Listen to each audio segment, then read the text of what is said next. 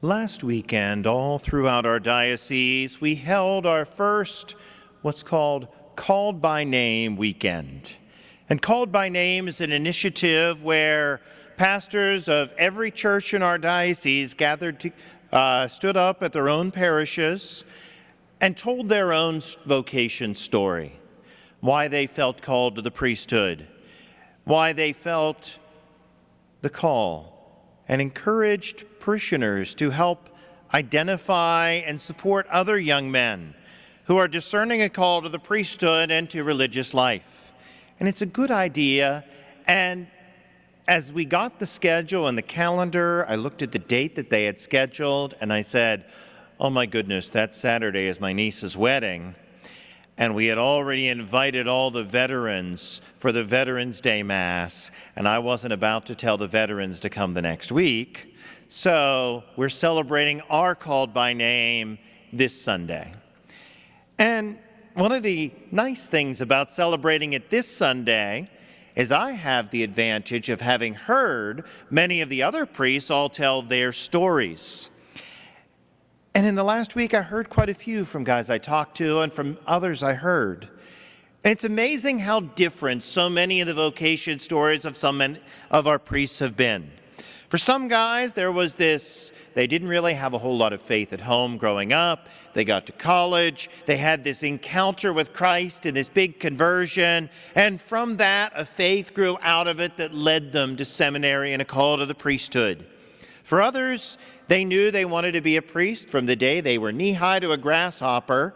And about 5, 6 years old, they were dressing up as a priest. They had their whole house set up, ready to say Mass. And they had all of their parents and family lined up. And they using vanilla wafers to say Mass as communion hosts. And you darn well better eat that vanilla wafer. And it's amazing how different those stories are. And yet, when I think of my own story, I keep coming back to the idea that I was called to the priesthood, but not just to the priesthood, but specifically to this diocese of Altoona-Johnstown as a diocese. Because when I was growing up, my home parish was Holy Rosary in the Juniata section of Altoona. It was a little parish, maybe 200, 300 families, and like most kids in those days, you went to church on Sunday, you went to religious ed Sunday morning, and then you went from religious ed over to Mass, and that's what you did. And I remember, even in religious ed, we had some pretty good teachers. We started to learn the faith, and I remember learning a lot as part of our religious education, and they really did a good job. I was an altar server from the time I was maybe 4th grade on. And then when I got into high school, as I was involved in music and theater at our school, I found myself being asked to cantor on a regular basis at our regular Sunday Masses.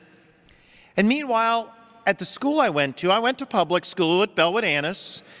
And in those days, prayer was, shall we say, not technically allowed in school, but the majority of families were pretty tight-knit evangelicals. And so we kind of winked at that and said, yeah, prayer's not allowed in school. And yet we had it. There were some Catholics in the school, but because of where we lived, most of the Catholics that did go to Bellwood went to the church in town. While where our family lived, a little out of town, we ended up going to Holy Rosary. It was a little closer to where we lived, and that was the church my parents had gotten married at and been at for many years. Well, because of that, there were only maybe 3 or 4 families from Holy Rosary that had kids at Bellwood, so I grew up recognizing I had some church friends who went to other schools, and I had a bunch of school friends who went to other churches, and not a whole lot in between. And I remember growing up in that community and looking at so many of my evangelical friends who, we were in one of those towns where on Wednesday night there were no extracurricular activities, there were no sports practice, there was nothing, because Wednesday night was youth group night. And all of my other friends had youth groups to go to. But our church never had any of those. And so it always felt like something was missing. And Holy Rosary was a small parish, like I said, maybe 200 families, and we might have 3, 4, 5 kids in any given grade in religious ed. And we all kind of got along with each other and knew each other and did some things. But we just didn't have the numbers for the sort of programs and activities these other churches were doing. Nobody was opposed to it. We just didn't quite have the people to do it. And I remember growing up with that world. When I got to high school, we decided that we were going to start, as a whole group of students, a Bible study at school right before school started, during the school breakfast time. And imagine this, at a public school, and we were told, well, as long as the students ran it, and of course, being ornery kids that we were, we looked and said, bet, we can do that. And we did, and organized a Bible study every morning.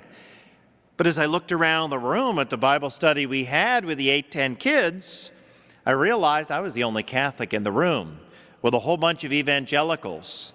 And a couple of weeks in, I started to look around and they started to ask questions like, so why do you Catholics go in the little box and tell all your sins to a priest? Why don't you just tell them straight to God? And I'm sitting there going, and then they'll say, well, what about this Eucharist thing? Do you guys actually believe that Jesus, it turns really into his body and blood, like you're chewing on his arm or something? How's that work? Starting to think about this and trying to answer, and then they would start on, and what about this, faith versus works thing? Do you guys believe you're saved by works? Because we believe we're saved by faith, is what all these evangelicals are saying. And I'm sitting here in this room going I don't know if religious ed quite prepared me for this one. But not to be dismayed, I said, you know what? Our church is as good as anybody else's. I'm going to figure this stuff out. I'm going to start to figure out these answers so I can have an answer to bring back. And started to ask, and started to learn, and started to dig into some of those questions. And as I started to ask more questions, I found my prayer life growing. And I found learning more things and finding ways to respond to these things because I was being challenged and I had to. Until one day, our DRE said to a couple of the families, they're having this new event over at Bishop Guilfoyle and they're trying to get us to get kids to go. They're calling it a Senior High Youth Conference, or ShyCon. Now, you have to remember, up to this point, the only experience I had of the Catholic Church was my little parish of maybe 200 families. And there were maybe 3, 4, 5 kids in any given grade of religious ed, maybe 40, 50 kids in the whole program. And so I remember, with that world, walking into the gym at BG, looking around and going, there was a crowd of hundreds of other high school kids, all young people my age who were excited about their faith, who shared this same Catholic faith, and here we were celebrating Mass together. And we knew all the same words to all the same prayers. We all stood up at the same time. We all knelt down at the same time. We all sat down at the same time. And I'm looking around going these are my people. These are the people, this is the community that I had been looking for all this time. Here was a community of faith, and not only just like the 10, 15, 20 kids, like all my friends from school had their little youth groups. Here was a couple hundred kids from all over the region, all gathered together. And I realized this was the community of faith I had been looking for.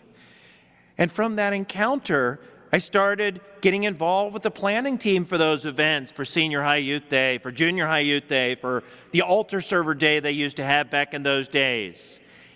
And then as I got involved with the team, I found more young people who were excited about their faith, who knew their faith, who wanted to share their faith and wanted to talk about their faith. And I realized this was the community I was looking for. And I remember with that group, we did summer retreats. And as we did this summer retreat, here I was, and here was Father Joe Orr, who's now pastor up in Lock Haven, who was the priest working with those retreats. And I remember sitting at one of those retreats and realizing, this is where I'm supposed to be. This is where God's calling me to be. This is where I belong. And looking at Father Orr and going, And I think that's where I'm called to be and what I'm called to do. And from there, I also contacted our vocation director from the diocese, who was Father Michael Becker at the time, and he encouraged me to go on a couple live-in weekends at seminaries, and I went on a live-in weekend. And here were a bunch of other high school-aged young men who were excited about their faith, shared that same faith, wanted to talk about that same faith, and had answers to all of these questions that I'd been being challenged about and wasn't quite sure about. And now here's the community that was able to support me and be able to figure this out together, who wanted to do these things. And from there, I ultimately ended up attending St. Francis in Loretto for college, where I continued to discern and started to work with more of the youth programs through our diocese. Started as a counselor at Camp Zacchaeus, where I started to develop a better prayer life and met a community with all these other counselors who knew their faith, wanted to share their faith, and wanted to walk through and live out this Catholic faith. And I began to see in so many things in my life that God had been leading me in this direction to this community of faith, had put me in contact with a community that was part of a wider church, so that I looked at all of these people and we gathered together and we pray and we believed the same thing. We had the same catechism. We all believed the same Catholic faith. We prayed the same rosary. We worshiped the same Lord in the Eucharist. We had the same sacrament of confession. We did all these things together, and I started to realize this church was so much bigger, as I realized this was part of a diocese of 8 counties, a church that spread throughout the whole country, and all of them knew this same thing, believed this same thing, did this same thing, and that same community traced all the way back through history. And you could trace it all the way back, century after century after century, all the way back to Jesus Christ himself. And I started to realize this idea that it was kind of like the old song about when the saints go marching in, that I realized, and it hit me, I wanted to be part of that number. And I think from there, as I look back, I realized that as a kid in elementary school and middle school, sometimes I was the kid that got picked on and bullied. I was the kid that sometimes felt alone. And I looked at Christ in this community that he had established around himself with the apostles, and how he had called others to come and follow me, and encouraged and sent them out to go and follow him.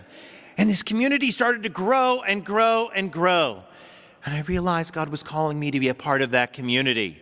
And not only was he calling me to be a part of that community, but also to look back at where I had been, to see the other kid who was lost and alone, who felt like the lost sheep in that parable, who felt like looking for this community and couldn't find it, and to reach out to them and share the good news that there really is a God who loves them, who wants to invite them to himself, who wants to call them to be part of this grand community that he had built, going back 2,000 years, all the way back to himself.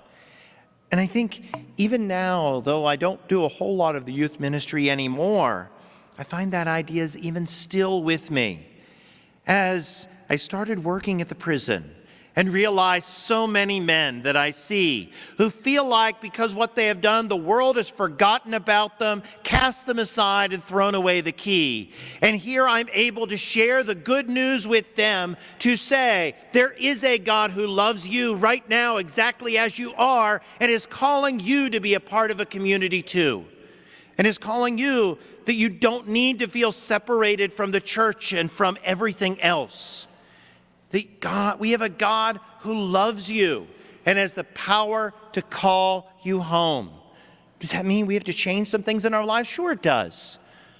But it's worth it because we're able to become a part of this one faith together. And Christ has the power to help us rejoin that church and community if we really want him to. So this weekend, we'll be inviting all of you. At the end of your pews, there are little prayer cards that say, called by name. And for those of you watching at home, just go to the diocese website or just send the name in.